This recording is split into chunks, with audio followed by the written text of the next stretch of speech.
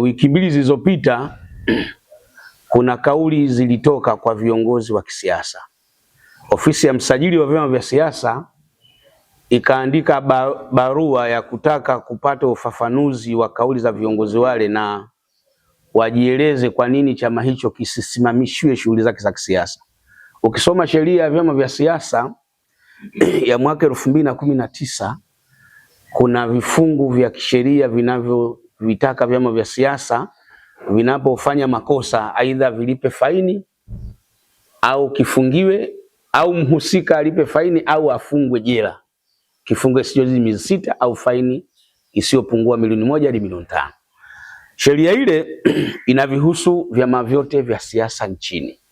Kwa hiyo baada ya kauli ya viongozi wa Chadema ambayo imetafasiriwa na ofisi ya msajili kwamba hii kauli inaviashiria vya uvunjifu wa sheria ya vyama vya siasa, wakaandikiwa barua. Lakini kilichotokea kwa Tanzania na baadhi ya wanaharakati ni kwamba ilionekana kwamba ofisi ya msajili wa vyama vya siasa inafanya hujuma kwa vyama vya upinzani peke yake kuliko hata chama tawala ambacho kinaunda serikali. Sasa juzi kuna kiongozi wa kisiasa wa chama tawala ambaye amezungumza akiwa Iringa. Amezungumza maneno ambayo kila mtu ameyapata. Mimi sitaki kuyarudia. Lakini kwa haraka kabisa ofisi ya msajili wa vyama vya siasa nayo ikaandika barua kuandikia Chama cha Mapinduzi kuwaambia watoe maelezo ya kina ni namna gani kwa tafasiri ya maneno ya kiongozi wao nini anaashiria. Nini maana yake? Maana yake ni kwamba taasisi ya ofisi ya msajili wa vyama vya siasa haiangalii chama, inaangalia sheria imevunjwa na nani. Kwa hiyo chama chetu sisi tupo katika ziara ya kawaida ya chama. Tulianzia ziara zetu Upangani katika ujenzi wa chama, na jana tulikuwa hapa Tanga. Tunaelekea Lushoto kwa ajili ya uimarishaji wa viongozi wa chama, kwa sababu tuna uchaguzi wa chama ndani ya chama mwakani. Kwa hiyo tunaandaa baadhi ya taarifa zetu ziweze kukaa sawa. Tukakubaliana na viongozi kwamba kuna haja sasa taasisi yetu ya chama cha NLD iwafahamishe Watanzania kwamba tutoe wito kwa Watanzania na kwa vyama vya siasa vifuate taratibu za usajili wa vyama vya siasa. Kwa sababu gani? Hivi vyama, ndugu waandishi, hivi vyama vimesajiliwa kwa mujibu wa sheria, kanuni na taratibu. Sasa unapotaka kuendesha chama chako cha siasa nje ya utaratibu wa sheria ya usajili, umevunja sheria. Na kama unataka ujifanyie bila utaratibu, jiondoe kwenye siasa, kwa sababu wewe umesajiliwa kwenye limitation fulani ya kisheria. Kama unaona hii haifai au haitoshi kuendesha siasa zako mpaka uvunje sheria iliyokusajili, basi wewe moja kwa moja sio taasisi ya kisiasa.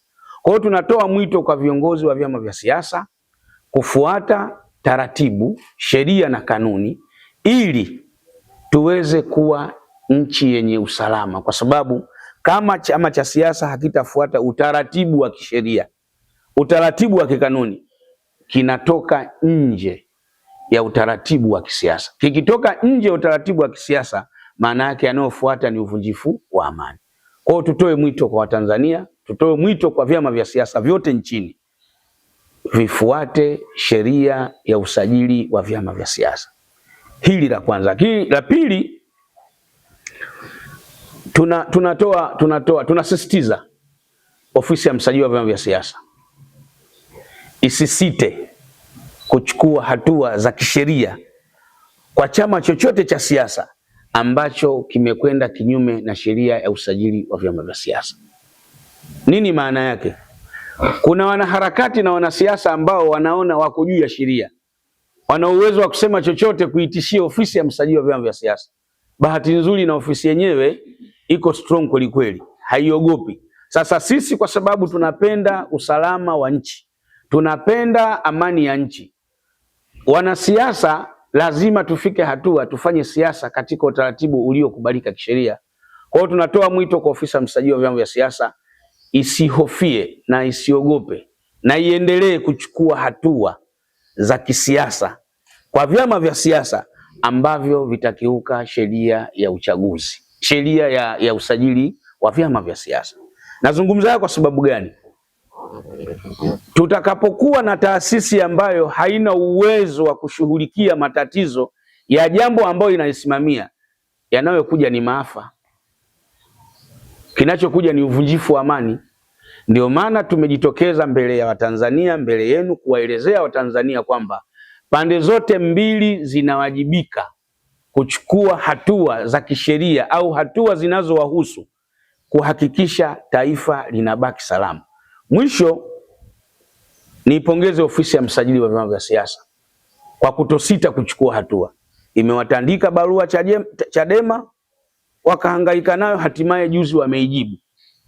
Wameshapeleka maelezo yao kwa ofisi ya msajili, pamoja na maneno mengi kwamba hatutafanya hiki, hatufanyi hivi tuone, lakini siku ya siku wametekeleza lile ambao wameelezwa na ofisi ya msajili na wameshajibu. Kilichojibiwa tutapata majibu kupitia ofisi ya msajili, lakini wametekeleza takwa la kisheria.